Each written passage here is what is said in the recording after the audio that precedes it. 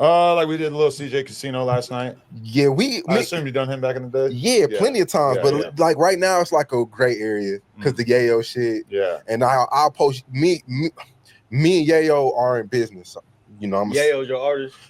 We work. I've got him a bag. I got Yayo crazy bag. I don't like saying people are my artists because you know he's really his own artist. But so is that Yayo saying, "Hey, I don't want you to f with my ops," or is that you just feeling like it would make you look weird? Nah, because I still fuck with Sauce Walka. It's nothing nobody can say about Sauce, bro, that make me stop fucking with him.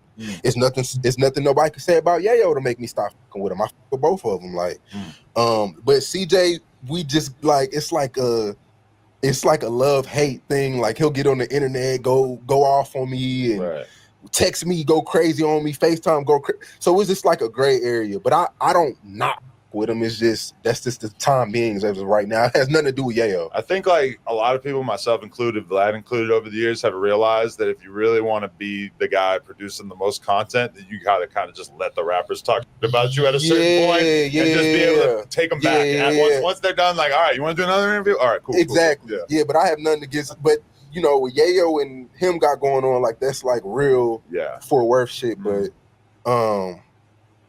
I don't know. But Sauce, I fuck with Sauce. Like we came up together. Like when I remember meeting Sauce in Austin, he ran up on me. Like Sauce, the most confident person.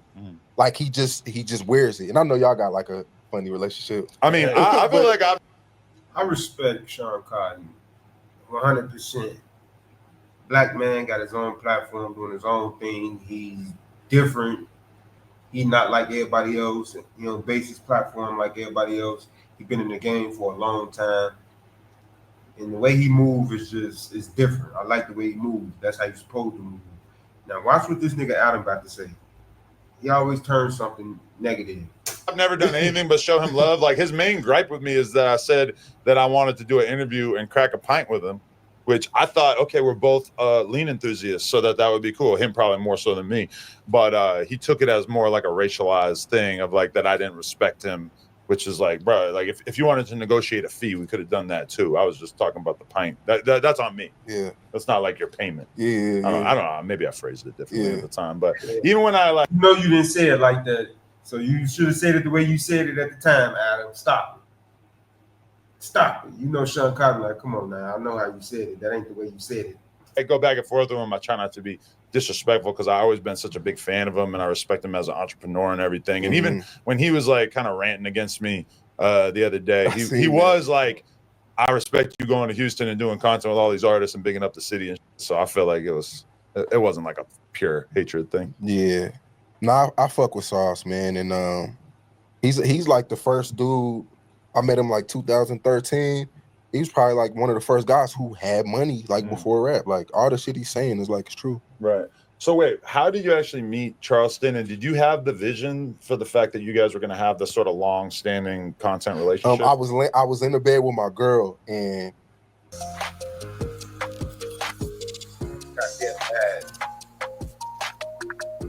he used to go live on Facebook every morning, driving his car, and the PS5 came out, and he was mad at everybody for buying the PS5 because at the time he said he was broke, so he was just mad at everybody buying the PS5. He said he couldn't buy one for his son, so he started going off on everybody.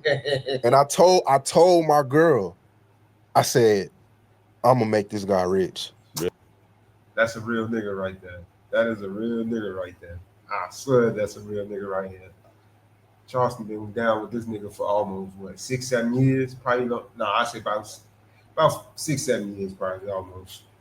I'm a creative player. Like that's like.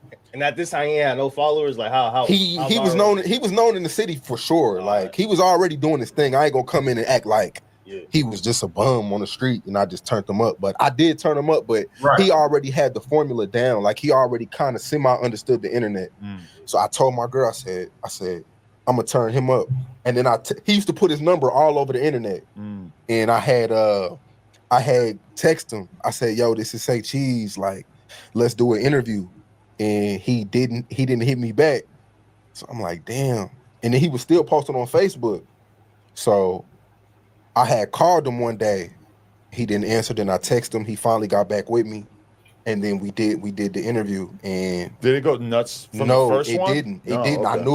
I knew it would took 3 tries. Really? I knew. I didn't pay him. He pulled up with Dewberry, and that interview didn't go up because the audio up. So we did it a second time, and then he said like Nipsey and George Floyd. He had said some that kind of got a little traction, and then he went at Gilly about the Lil Uzi Papa Corvette. And you never had any kind of communication about what he was going to talk about in the interviews? It was just whatever he felt like saying? Nah, like nothing scripted, nothing planned. And then at the time, I think I still wasn't paying him. And then Vlad had paid him like $2,500. And then I was like, shit, like, let's do whatever Vlad gonna do, I'll double it. Cause like, you know, like we tight now. Do you have any idea how many you've done with him at this point? Dozens. Charleston's made over $1 million with me. Really? Yeah. Oh, like each interview, I'm giving them from 75 to 10. Really? But his interviews do so good. I don't mind. But you used to cut up into clips and 7,500 to 10 bands of whoa. Golly. Shout out to Shawn Cotton. Shout out to that boy Charleston. He told y'all fell for what he was doing. Y'all fell for the character. And then drop the full thing, and now you kind of just drop the full thing. I like this interview because you giving game. Yeah. I've always been curious because I've seen you go back and forth a little bit. I like this just to cut up into clips and then drop the full thing, and now you kind of just drop the full thing. I like this interview because you giving game. Yeah. I've always been curious because I've seen you go back and forth a little bit. Because interviews do more money in full.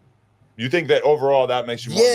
Yes, it does. Really? You got to add the ads in. Yeah. I don't want to give away too much game. Yeah. Add the ads in every minute. But that's how I know I'm disconnected because I haven't had to add the ads in myself in a long time. And the other day I'm talking to Trap Boy Ross, and he mentioned like, well, you can monetize. You could do a mid-roll ad at 8 minutes, but if you get it to 12 minutes or 18 minutes, then you can get 2 in or whatever. And he's like telling me like exactly. Like, he's thinking about the length and how many ads. Because I'm like, I ain't thought about that in so long. I'm looking at 1090 Jake and I'm looking at the Trap Boy Ross's, and I'm like, how the fuck is Trap Boy Ross getting money and he's only doing 4 interviews a year type shit? Remember when he used to rarely do?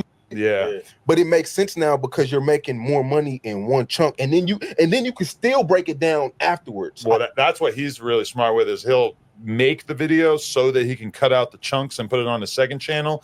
But then, I was looking at his channel and like he'll get 5-6 million views in a month without putting anything out. So his back catalog goes crazy, which is something that is probably better than the interview. Yeah, because it's like, G, that's what I'm saying, man. It's the ways to do that. You just got to understand the game. But shout out to Shawn Cotton, man. He paid that nigga Charleston over $1 million. Woo.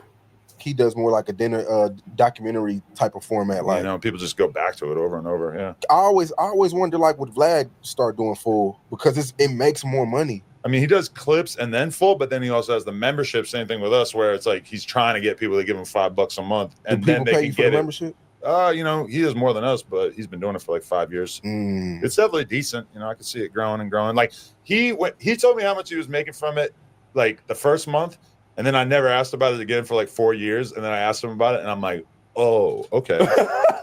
I probably should have been doing this from the first time you told me about it. Okay. 6 figures, didn't we? No, but it's still like solid, And it's like having money that's consistent and doesn't depend on you doing 1 million different fucking interviews and getting 1 million different clickbait headlines and whatever. Like that's gotta feel pretty good, Yeah. Man, shout out to Say Cheese and Shawn Cotton. He doing his thing. I like to see black men pushing positive interviews and positive energy. What can we say about Charleston? Charleston told y'all what he was gonna do, and y'all fell for the character. Now this nigga getting money. He hanging with Kodak Black, Aiden Ross. What's the other guy name? He was just with AB. What's the other nigga name?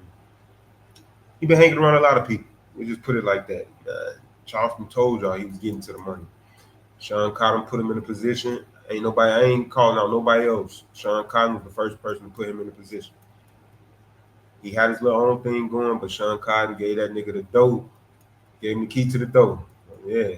Y'all like, share, and subscribe. Hit that notification bell. If y'all want to go watch the rest of that, go over there to No Jumper Clips. We the People TV. Gone.